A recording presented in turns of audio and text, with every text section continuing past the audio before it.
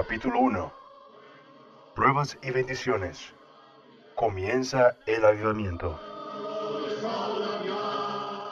El autor de las páginas que siguen llegó a Los Ángeles, California con su esposa y 2 hijas, la mayor de 3 años y medio de edad, el 22 de diciembre de 1904. Luego de trabajar durante 2 años como misionero en el norte, habiendo cruzado previamente el continente en varias tranquilas etapas. Después de detenernos por una noche en la obra misionera Peniel en la calle South Main 227, alquilamos a unos amigos 2 cuartos sin amoblar, en un primer piso sin calefacción en la calle Temple 1055. Yo tenía poco dinero, conseguí muchos muebles, cocinábamos y comíamos bajo una carpa tendida en el patio. Sufríamos mucho porque llovía y hacía frío. Nuestra hija más pequeña se enfermó, pero Dios la libró. La mies era mucha, pero los obreros pocos en esos días. Había mucho trabajo misionero a nuestro alrededor, pero la pregunta era cómo serían suplidas nuestras necesidades. Comencé a hacer reuniones en la calle, pero pronto un oficial me lo impidió. Yo no tenía permiso, por lo cual fui a trabajar con las obras misioneras ya establecidas. Cada noche tomaba parte de algún culto y pasaba los días haciendo obra personal. Vivíamos por fe, ya que no teníamos ingresos. Yo había servido al Señor así desde mi conversión en 1893 y poco después fui llamado a predicar. Mi esposa tenía mi misma convicción. Para el 31 de diciembre habíamos recibido solo 50 centavos. No habíamos progresado. Mi salud era débil desde mi niñez.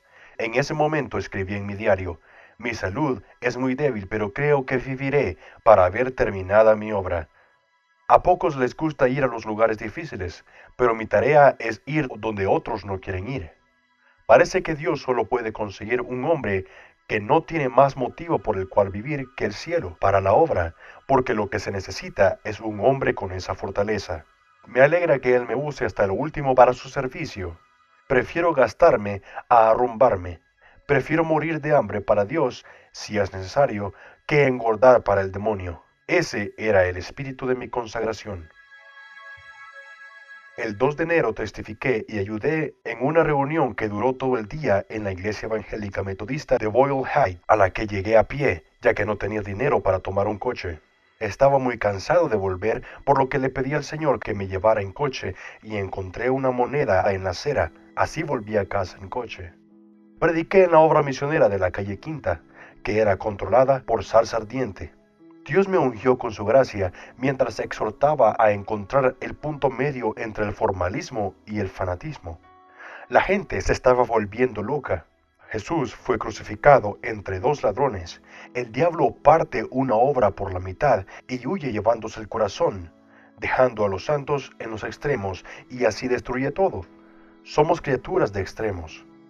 La pequeña Esther, nuestra hija mayor, comenzó a sufrir de convulsiones y se fue a estar con Jesús el 7 de enero a las 4 de la madrugada.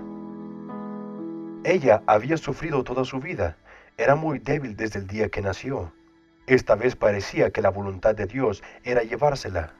Me vi obligado a orar para que se viera librada de tanto sufrimiento. Sentía que la estaba sujetando con mis oraciones y así prolongaba su sufrimiento. Dios la quería, pero no podía arrancarla de mí. Él hizo que yo estuviera dispuesto a renunciar a ella y se la llevó. Pronto pasó al mundo de gloria sin luchar más. Yo la había besado esa mañana por última vez mientras estaba consciente, sin darme cuenta de que sería el último beso. Nuestros pequeños se nos escapan muy rápidamente. Aprovechémoslos al máximo cuando los tenemos con nosotros. Tratemos a los niños con dulzura. La vida ya es bastante dura con ellos y quizá tengamos que lamentar su pérdida cuando sea demasiado tarde. Este es un universo tremendo para el espíritu infantil, lleno de fuerzas terriblemente malignas. Debemos protegerlos y ayudarlos todo lo posible. Mi esposa rogaba a la mujer inconversa que estaba en la casa que arreglara sus cosas con Dios mientras el espíritu de la pequeña Esther partía. Tan grande era la gracia que le había sido dada. Habíamos esperado que nuestra pequeña familia jamás se viera quebrantada por la muerte, pero Dios sabía que era lo mejor. Copio lo que sigue de mi diario, escrito en ese momento. La pequeña Esther se deslizó de nuestro lado esta mañana temprano para irse con Jesús. Los ángeles la llamaban y fue a encontrarse con ellos. Se la llevaron y dejaron nuestros corazones en soledad. Oh, qué vacío deja su ausencia en nosotros. Pero no nos lamentamos como los que no tienen esperanza. Ella es salva por siempre y jamás. Salva de un mundo enemigo, de una vida de sufrimiento. Ella era demasiado frágil para el largo viaje de la vida en este mundo, por eso Dios la libró. Era tan inocente del mal como era posible serlo. El dolor más grande de su vida ya terminó para ella. Se ha ido antes delante de nosotros, ahorrándose el dolor de la partida. Ha escapado y ahora está segura, mientras que nosotros debemos continuar la lucha. Su obra concluyó en el fresco de la temprana hora de la mañana de la vida, y se ha ido al hogar sin tener que sufrir el calor del viaje. Los ángeles la cuidarán mucho mejor de lo que nosotros podríamos, y será inconcebiblemente más feliz. Por su propio bien, no quisiera llamarla para que volviera, aunque pudiera. Pero por eso dejamos su cuerpo aquí con la plena seguridad de una resurrección gloriosa. Algún día su espíritu glorificado, radiante y arrebatado por el gozo inefable del cielo, nos encontrará en la bella entrada. Confiamos en que no pasará mucho tiempo. La pequeña Esther era verdaderamente una gloria de la mañana. Esa era la flor que más le gustaba. Coloqué una de esas flores sobre su pecho dulcemente mientras su cuerpo yacía en el ataúd, listo para ser enterrado. Pero ella ya había ido donde están Dios y los ángeles y nunca se fatigaría del mundo. Estábamos felices de que hubiera venido a nosotros, aunque solo se quedó por un corto tiempo. Y nos rompió el corazón al partir. Hay un alma más en el cielo. Si nosotros también somos llamados antes de que Jesús venga, solo nos pesarán los que debemos dejar atrás. Nos regocijaremos por todos los que se han ido antes, solo extrañamos a nuestros seres queridos aquí. Si solo pudiéramos captar una línea de la pura melodía del cielo, perderíamos el gusto por los sonidos terrenales para siempre. Si pudiéramos captar un atisbo de nuestros seres queridos que se han ido por la puerta entreabierta, ya la tierra no podría contenernos. Debemos ver las cosas del lado del cielo. Los sonidos y los espíritus de la tierra son muy crudos y crueles. El cielo es todo amor y gozo y paz y descanso, gracias a Dios. Allí ya no se conocerán el dolor y la partida. No más sillas vacías, ni tumbas, ni ataúdes allí. La hermana Frambes, esposa del pastor de la iglesia metodista en Lamanda Park, California, me relató la siguiente historia real en ese momento. El incidente ocurrió hace más de medio siglo en un suburbio de Columbus, Ohio. La anciana tía Mellinger, una maravillosa santa, testigo presencial, se lo relató muchas veces a la hermana Frambes. Una pobre y oscura familia tenía una hijita de 10 años. La criatura siempre había sido muy precoz para las cosas de Dios, y ahora estaba a punto de morir. La tía Mellinger, junto con otras personas, se habían acercado para verla morir. Pronto la niña exclamó, como si estuviera prestando atención a algo: «Escuchen, escuchen», e intentaron escuchar algún sonido, pero no lo lograron. Los oídos de la niña ya habían sido despertados para escuchar sonidos que estaban más allá de la capacidad auditiva terrenal. Pero muy poco después, ellos también comenzaron a oír las más bellas melodías musicales que evidentemente no eran de este mundo, que se acercaban desde la distancia. El sonido se aproximó rápidamente, se hizo más audible hasta que finalmente se detuvo justo sobre la casa donde estaban reunidos. El rostro de la niña se encendió con un verdadero halo de gloria, y mientras la presencia de Dios llenaba el cuarto, comprendieron que un grupo de seres celestiales los rodeaban, y parecía que casi podían oír el sonido del batir de las alas de los ángeles. Al tiempo que el espíritu de la pequeña se retiraba de este templo de barro en un arrebatamiento de gozo trascendente. La música celestial comenzó nuevamente y pronto se perdió en la distancia. Los ángeles habían vuelto a la ciudad celestial y el espíritu de la pequeña había partido con ellos. Venid, ángeles, venid alrededor de mí. Oh, llevadme muy lejos sobre vuestras níveas alas a mi hogar inmortal. Leemos en el diario de John Wesley, en su anotación del día 29 de marzo de 1782. Siendo Jueves Santo, vine a Mansfield a asistir a los cultos del día, mientras administrábamos el sacramento a aproximadamente 1300 personas. Escuché un sonido solemne, grave, suave, como el de un arpa eólica. Continuó durante 5 o 6 minutos y afectó de tal manera a tantas personas que no pudieron contener las lágrimas. Luego, gradualmente, se desvaneció. Evidentemente, se trataba del coro de los ángeles que se unía a la adoración. La hermana Ferguson vino de la obra misionera Peniel a consolarnos al día siguiente de la muerte de Esther. Pero al entrar en el cuarto, se vio obligada a exclamar: «Pero el Consolador está aquí». No teníamos dinero para el funeral, pero el hermano Guy Studd nos consiguió una parcela barata de la municipalidad, en el cementerio Evergreen, en la sección de niños.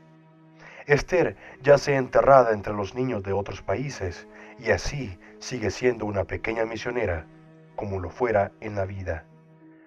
Yo llevé el ataúd que contenía todo lo que quedaba de la tierra de nuestra pequeña querida sobre mis rodillas en el coche. Estaba lloviendo demasiado como para que mi esposa fuera al cementerio, entonces la enterramos en un día oscuro y tormentoso, para esperar la mañana de la resurrección, donde no habrán nubes ni lamentos. Cuán puro será el aire de esa mañana. Cuán gloriosos nuestros seres amados. Cómo cantará la creación toda mientras aparece el sol de justicia con sanidad de sus alas. No tuvimos coche fúnebre ni el funeral acostumbrado, pero Dios proveyó como lo había hecho durante la vida de la niña. Nuestra pequeña reina Esther parecía haber nacido para esta hora. Esther 4:14. Junto a ese pequeño ataúd, con el corazón sangrante, entregué nuevamente mi vida al servicio de Dios. En la presencia de la muerte, cuán reales se vuelven las cosas eternas. Prometí que el resto de mi vida sería dedicado enteramente para Él. Dios hizo un pacto nuevo conmigo y yo le rogué que abriera una puerta de servicio rápidamente para que no tuviera tiempo de caer en la tristeza. Justo una semana después de la partida de la pequeña Esther, comencé a predicar 2 veces por día en la pequeña obra misionera Peniel, en Pasadena. El diablo luchó con fuerza. Debe haber sentido lo que se estaba acercando. Por momentos, mientras predicaba, una ráfaga caliente del abismo parecía golpearme. Más de una vez me desvanecí y tuve que juntar nuevas fuerzas antes de continuar. Ahí prediqué al mediodía y a la noche durante casi un mes. Una noche tuvimos un tiempo de gran quietud en el altar, durante casi 1 hora. El Señor llegó verdaderamente cerca. Estábamos en silencio delante de Él. Es bueno estar en silencio. Entonces Él nos habla con esa voz suave y apacible. Nuestros espíritus están demasiado inquietos, no podemos escucharlo. Él no grita ni hace torbellinos. Pronto tuvimos un tiempo de gran quebrantamiento en la obra misionera. Las almas comenzaron a llegar al Calvario llorando. Un día, mientras iba a Pasadena, el demonio trató de electrocutar al conductor. El trole también se salió del cable 1 docena de veces y pareció que nunca llegaríamos. Yo tenía un mensaje que me ardía el alma y lloré con todas mis fuerzas. Finalmente, llegamos, justo a tiempo para que yo diera el mensaje en la reunión. Tuvimos una gran victoria, pero el diablo había hecho todo lo posible para impedirlo. Teníamos reuniones de poder con maravillosos cultos evangelísticos. El Espíritu convencía de su poder. El 6 de febrero llevé a mi esposa y a la pequeña Ruth a Pasadena, a la casa pastoral de la obra misionera. Había comenzado la lucha. Un enemigo trató de persuadir a los Ferguson de Los Ángeles que detuvieran las reuniones, pero Dios lo mandó a la cama con gripe. Decidí que no comería ni dormiría hasta que hubiera victoria. Así que ayuné durante todo un día. Esa noche el Señor se manifestó con poder. Él no quería que muriera en sus manos. No pude predicar por la fuerza de la presencia de Dios. La gloria se reflejaba en mi rostro como un baño de sol caliente. Dios habló esa noche. El púlpito estuvo rodeado de gente que buscaba sinceramente a Dios hasta medianoche. Mi obra allí aparentemente había terminado por ese momento, así que alquilé 2 cuartos sin amoblar en la calle Grove 213, Pasadena, por $5 al mes, y mudé a mi familia allí, trayendo nuestros muebles desde Los Ángeles. Mis nervios habían quedado muy desgastados por los años de trabajo misionero pionero en varias partes del país. Siempre habíamos trabajado por fe, habiendo tomado como lema Isaías 33:16. Se le dará su pan y sus aguas serán seguras. No teníamos dinero, por lo cual me pareció necesario conseguir empleo por un tiempo. En ese momento yo todavía no le había dado la espalda por completo al trabajo secular, como Dios me guió claramente a hacerlo tiempo después. No obstante, ya había estado predicando durante más de 10 años. Aunque se habían salvado muchas almas durante las reuniones de ese mes en la obra misionera Peniel, la victoria más grande fue ganar un grupo de jóvenes que estaban asistiendo allí. Varios de ellos fueron llamados por el Señor para servirlo. Entre ellos se destacaba Emil Allen, Edward Boynman y Orville Tingle. 2 de ellos, al menos, son muy activos en la obra pentecostal en la actualidad. La hermana Mamie Crable también jugó un activo rol en estas reuniones, especialmente en el ministerio de intercesión. Fue un vaso escogido por el Señor, luego que también colaboraría activamente por la obra pentecostal. A pesar de la debilidad de mi cuerpo, conseguí trabajo como jardinero. Esto nos proveyó de comida. Yo predicaba con frecuencia en las calles y ayudaba en la obra misionera. Mi siguiente trabajo fue cosechar naranjas con la ayuda de una escalera, pero tuve que abandonarlo el mediodía de la primera jornada. El peso de la fruta y la escalera que se doblaba casi se me rompe la espalda. Este era mi punto débil. Conseguí más trabajo como jardinero y construyendo cercas. Esto no era tan duro. Casi todas las noches me encontraban en alguna reunión predicando o testificando. Era mi vida. Mi primer llamado era predicar. Sufrimos mucho por el frío y la lluvia, pero solo teníamos un quemador de gas en la casa, tanto para la calefacción como para la comida. La pequeña Ruth se enfermó con fiebre y casi nos habíamos quedado sin comida. El trabajo escaseaba. Prediqué en la obra misionera Peniel, sin mencionar nuestra necesidad, pero declarando mi fe en que el Señor estaría junto al hombre que había elegido estar junto a él. Ellos oraron por la sanidad de Ruth, y el Señor la tocó esa noche mientras orábamos. Un hermano me dio $5 después del culto. Dios había estado conmigo. Distribuí muchos tratados en Los Ángeles, entre las prostitutas y en los saloons. Pasaba mi tiempo libre repartiendo tratados, haciendo obra personal o predicando en la calle y en las otras obras misioneras. Solo descansaba cuando dormía y muchas veces, en lugar de eso, oraba. Tenía una gran carga por las almas. Nadie hay que se despierte para apoyarse en ti. El hermano Allen, uno de los jóvenes de la obra misionera, me dio un trabajo de pintura. Era contratista. Durante algún tiempo trabajó en esto. Un día, el diablo trató de matarme. Estaba pintando el borde superior del techo a 2 aguas de un granero, subido a una escalera. Repentinamente, sin aviso previo, la escalera se deslizó y cayó, pero yo caí con los pies bien apoyados sobre el techo. Sucedió tan rápido que ni siquiera supe qué pasaba. La pintura salpicó todo el techo. Inmediatamente recordé el Salmo 91, 11 al 12. Los ángeles del Señor me habían sostenido. Podría haber caído del techo al suelo y haberme roto el cuello. El 8 de abril escuché predicar a F.B. Mayer de Londres. Describió el gran avivamiento que se estaba produciendo en Gales, donde había ido de visita recientemente. Había conocido a Evan Roberts. Mi alma se conmovió hasta lo más hondo, ya que había leído hacía muy poco sobre este avivamiento. Allí, en ese momento, le prometí al Señor que tendría plena libertad para actuar en mí si podía usarme. La madre Whitton, la evangelista de las prisiones, vino a Pasadena y predicó en Peniel. Esa mujer amaba ardientemente al Señor. Yo ansiaba estar totalmente dedicado a la obra del Señor una vez más, pero no sabía cómo podría sostener a mi familia. Los obstáculos parecían muy grandes y mis fuerzas muy pequeñas. pero el llamado de Dios estaba sobre mi vida. Mi familia le pertenecía a Él. Si Dios me llamaba, yo no osaría fallarle. Distribuí tratados en el correo, bancos y otros edificios públicos de Los Ángeles, y visité muchas tabernas para repartir tratados allí también. Más tarde, recorrí aproximadamente otras 30 tabernas en Los Ángeles. Los prostíbulos estaban totalmente abiertos en esa época, así que entregué muchos tratados allí. La muerte de la pequeña Esther me había partido el corazón y yo sentía que solo podría vivir mientras sirviera a Dios. Quería conocerlo en forma más real y ver avanzar su obra con poder. Una gran carga, un gran clamor por un grandioso avivamiento se apoderó de mi corazón. Él me estaba preparando para servirlo en algo nuevo. Esto solo podría realizarse al darme cuenta de una necesidad más profunda de Dios en mi corazón y un verdadero trabajo de parto por las almas para Dios. Y me lo dio.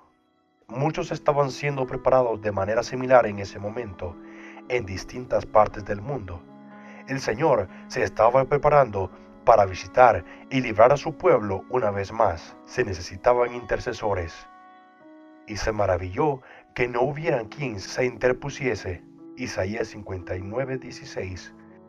Y busqué entre ellos hombres que hiciese fallado y que se pusiese en la brecha delante de mí, a favor de la tierra, para que yo no la destruyese, y no lo hallé. Ezequiel 22:30. Cerca del 1 de mayo, un poderoso avivamiento se desató en la Iglesia Evangélica Metodista de Pasadena, situada en Lake Avenue. La mayoría de los jóvenes que habían salido de las reuniones en la obra misionera Peniel asistían a esta iglesia y habían sentido la carga de que hubiera un avivamiento allí. En realidad, habíamos orado por un avivamiento que barriera toda Pasadena. Dios estaba respondiendo nuestras oraciones. Me encontré con que en Lake Avenue se estaba produciendo una maravillosa obra del Señor. El púlpito estaba rodeado de almas que buscaban a Dios. No había grandes predicadores allí. Una noche, casi todas las almas inconversas fueron salvas. Dios estaba barriendo el lugar. La convicción pesaba en las almas de las personas. En 2 semanas, 200 personas se arrodillaron ante el altar buscando al Señor. Los jóvenes de Peniel estaban debajo de todo esto y Dios los usaba en forma maravillosa. Entonces comenzamos a orar por un derramamiento del Espíritu para Los Ángeles y todo el sur de California. Encuentro las siguientes observaciones en mi diario escrito en esa época. Algunas iglesias de la santidad, las más prominentes en esa época, van a sorprenderse de que Dios las pase de largo. Él obrará en los canales que se rindan a Él. Deben humillarse para que Él las visite. Estamos clamando Pasadena para Dios. Las personas están demasiado satisfechas con su propia bondad, tienen poca fe y poco interés en la salvación de los demás. Dios las humillará pasándolas de largo.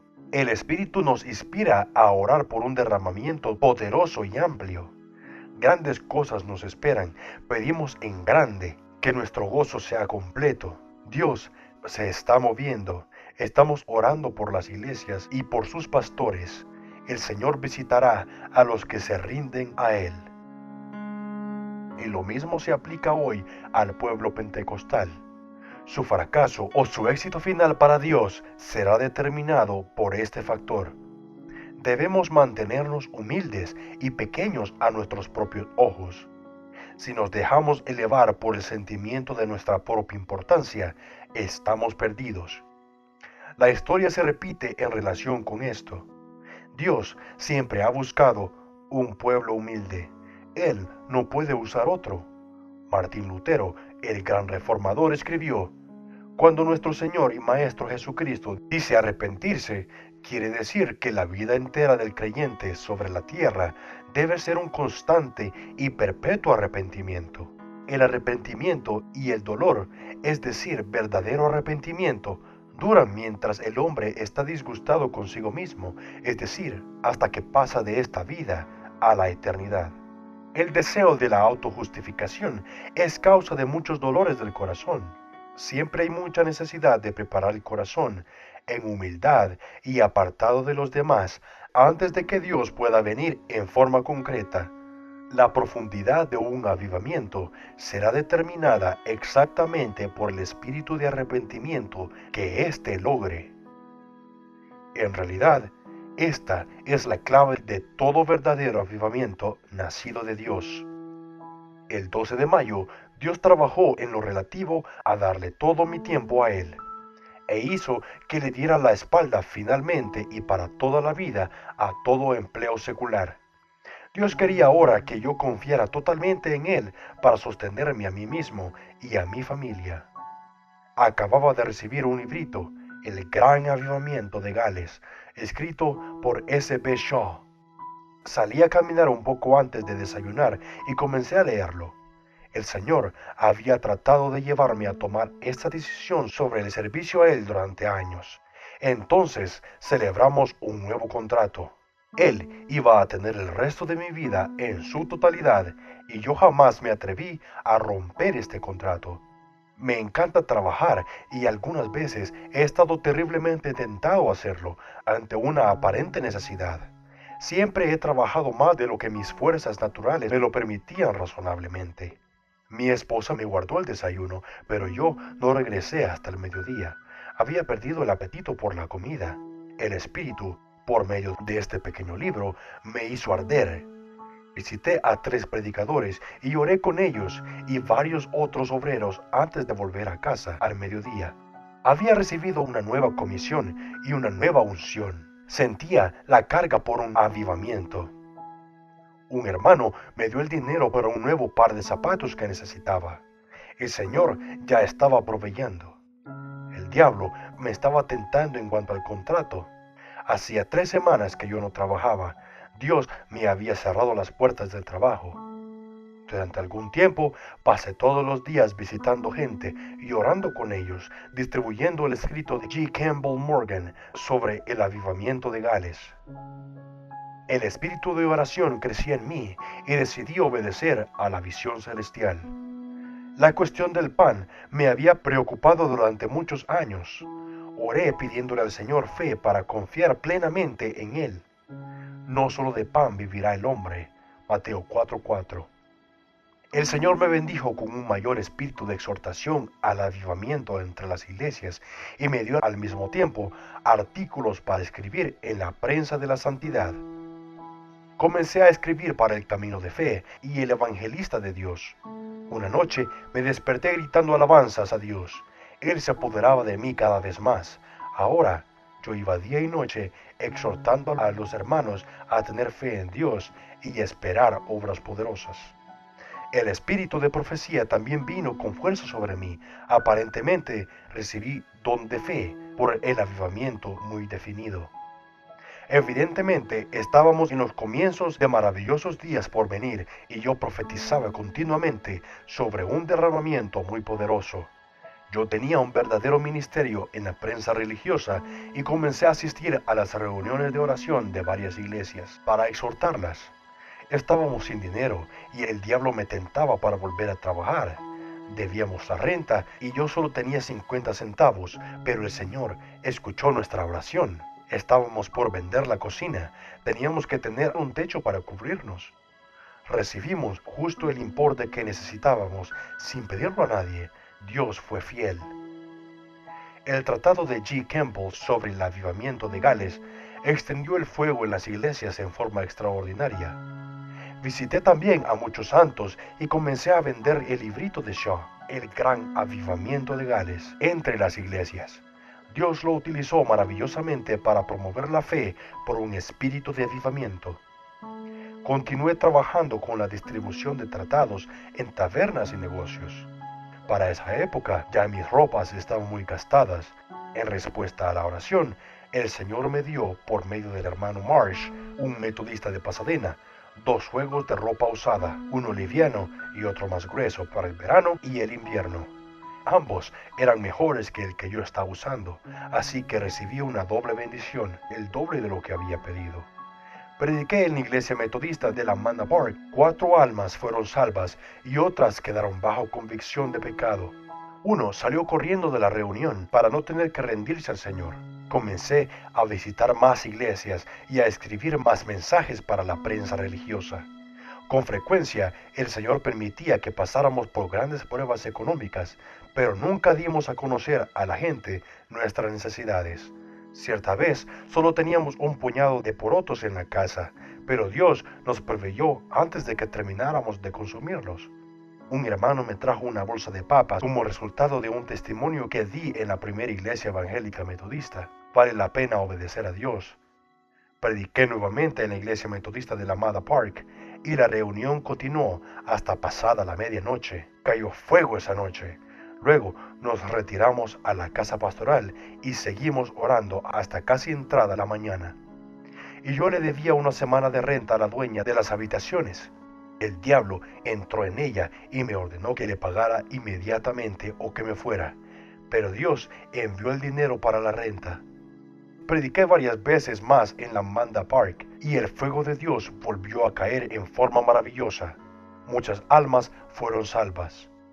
El hermano Frembes y su esposa y los pastores eran preciosos hijos de Dios. Dios también comenzó a obrar en las reuniones de la carpa del hermano Mendy en Pasadena. La carga de oración por la obra era muy fuerte en mí en esos días. Descansaba muy poco, de día o de noche, ya que siempre estaba en algún culto o orando. Eran los primeros días.